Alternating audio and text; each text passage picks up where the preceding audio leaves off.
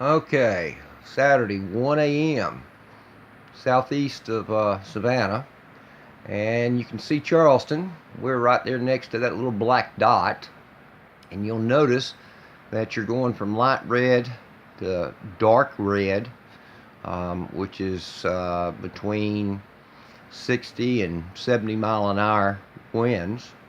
The reason I stopped this at 1 o'clock in the morning is because high tide is at 1:05 or 1:09 a.m. Saturday morning, and it's a low tide.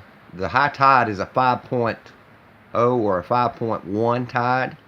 A real high tide is 7.2, 7.3. So we're about 2 feet lower than the highest high tide we normally get. But with the wind direction, you'll notice the wind's going to be coming in from the east, onshore wind, slightly downshore, but that's going to pile up that rain. I mean, the water's going to be, torrential rain. They're calling for like around a 5 to 7 foot surge in Charleston. So you add that goes to 10 to 12 feet, 10 or 12 foot tide, which puts it, 3 to 5 feet higher. That means it'll completely cover the landing. It'll actually come up that road to David Millard's house and probably be 2 or 3 feet deep right there. Good chance it's going to come into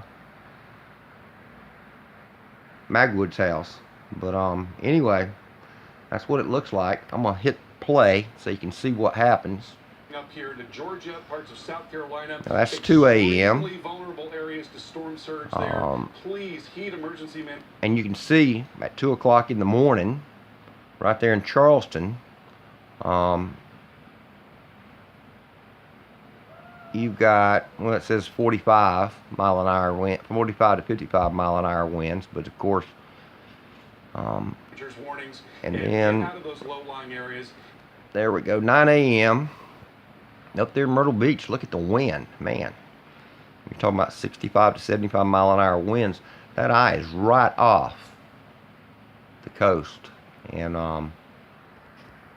that is going to be something else.